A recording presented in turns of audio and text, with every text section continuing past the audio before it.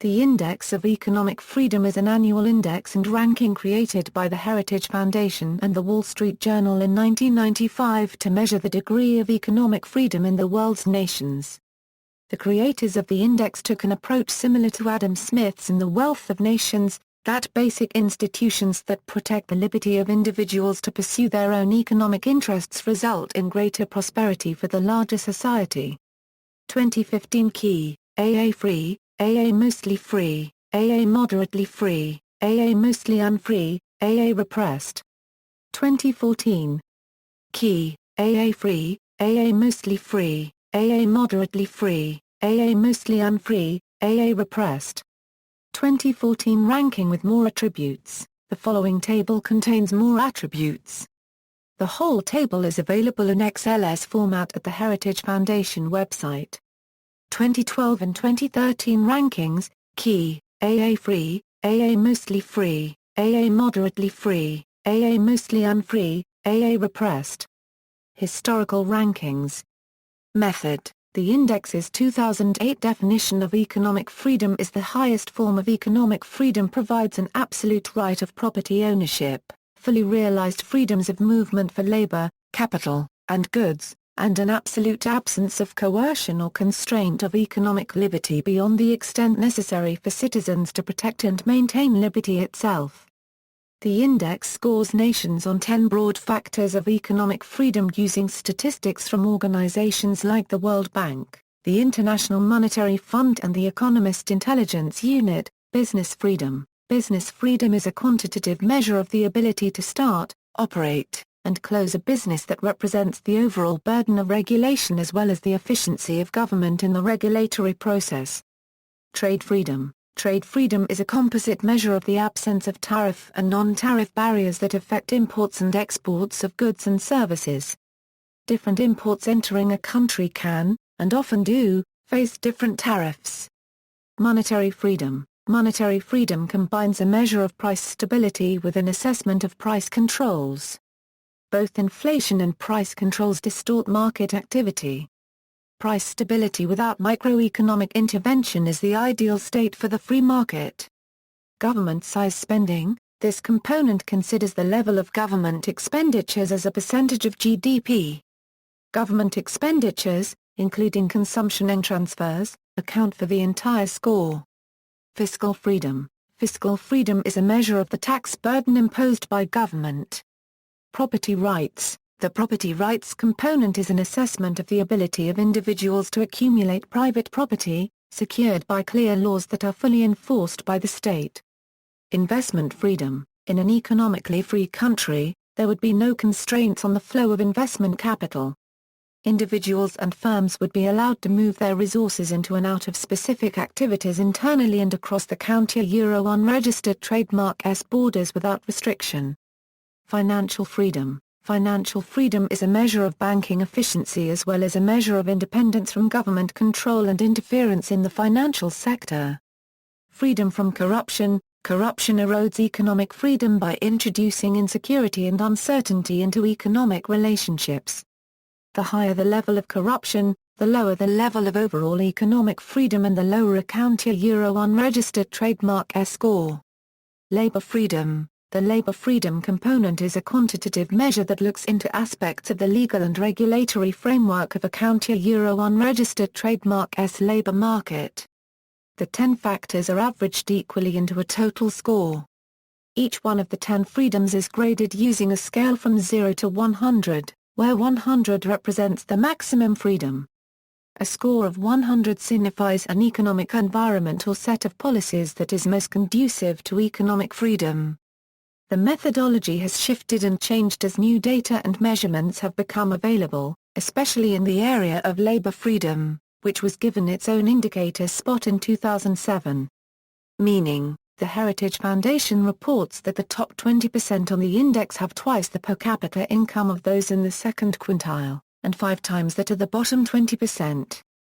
Carl Schramm, who wrote the first chapter of the 2008 index, states that cities of medieval Italy and mid-19th century Midwestern American cities all flourished to the degree they possessed economic fluidity and institutional adaptiveness created by economic freedom. According to Will Wilkinson of the libertarian think tank Cato Institute, studies show that higher economic freedom correlates strongly with higher self-reported happiness. According to economists Tomio Vasca and Ryota Kashima, economic freedom research suggests that people unmistakably care about the degree to which the society where they live provides them opportunities and the freedom to undertake new projects, strongly with and make choices based on one's personal preferences. According to the Cato Institute, higher economic freedom promotes participation and collaboration. Also claimed is that higher economic freedom is extremely significant in preventing wars. According to their calculations, freedom is around 54 times more effective than democracy in diminishing violent conflict. Ratings. Since the index was created in 1995, the score for world economic freedom has increased, rising 2.6 points up to 2008. In 2011 the score had decreased from the 2008 score of 60.2 to 59.7, which represents an increase of 2.2 points since 1995. The economic freedom score improved for 117 countries, the majority of countries included in the index, which were mainly developing and emerging market economies. With the exception of Europe and North America, there were increased levels of freedom recorded in all regions, with the greatest improvement shown in sub-Saharan Africa. The top 5 free economies identified by the 2011 index were Hong Kong, Singapore, Australia, New Zealand, and Switzerland, each scoring over 80 on the economic freedom grading scale. Since the index was created in 1995, Hong Kong has been the top-performing economy. In 2011, the United States dropped to 9th place behind such countries as Denmark, Canada, and first place Hong Kong. The Heritage Foundation has pointed to increases in government spending as the reason for the United States' decline, and according to data from the 2011 index, the growth rates of countries with the highest levels of government spending were 4.5 points lower, on average, than countries where government spending was under control. In their executive highlights of index results, the Heritage Foundation stated that high levels of government spending in response to the global economic turmoil have not resulted in higher economic growth. The results from the 2012 index showed an overall decline in global economic freedom. According to the Heritage Foundation, the average score in its ranking was the second lowest of the last 10 years. In particular, the U.S. dropped to 10th place in the ranking, and has now fallen 3 places since 2008. When it was 7th. A report issued by the foundation stated that government spending was the cause of the decline, and had not only failed to arrest the economic crisis, but also in many countries a euro seems to be prolonging it. According to the report, activity in the private sector is threatened by the greater government spending, which has increased public debt and led to more bureaucracy. Countries that shared the same rank received a tie score. Reception. According to the Freedom House, there is a high and statistically significant correlation between the level of political freedom as measured by Freedom House and economic freedom as measured by the Wall Street Journal Heritage Foundation survey. The Millennium Challenge Account, a U.S. government foreign aid program, has used the Trade Freedom Indicator in determining which countries will receive their performance-based compacts. Critics such as Jeffrey Sachs have contested the index's assumption that economic openness necessarily leads to better growth. In his book The End of Poverty, Sachs graphed countries' ratings on the index against GDP per capita growth between 1995 and 2003, claiming to demonstrate no correlation between a country's rating and its rate of economic growth. Sachs pointed out, as examples, that countries with good ratings such as Switzerland and Uruguay had sluggish economic performances, others, like China, with poorer rating had very strong economic growth.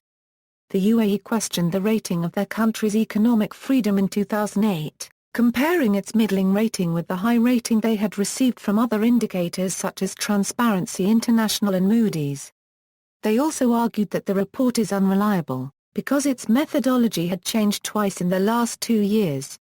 Stefan Carlson of the Ludwig von Mises Institute challenged the usefulness of the index due to the fuzziness of many of the categories used to determine freedom.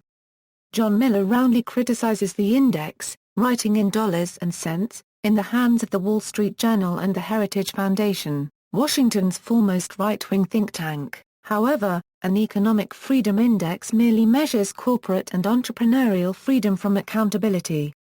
Upon examination, the index turns out to be a poor barometer of either freedom more broadly construed or of prosperity.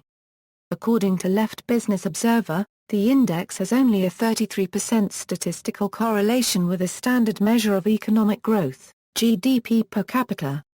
See also, List of countries by economic freedom, List of freedom indices. Mary O'Grady, an editor of the Wall Street Journal and co-editor of the Index of Economic Freedom, Gross National Happiness, Bhutan GNH Index, Happiness Economics.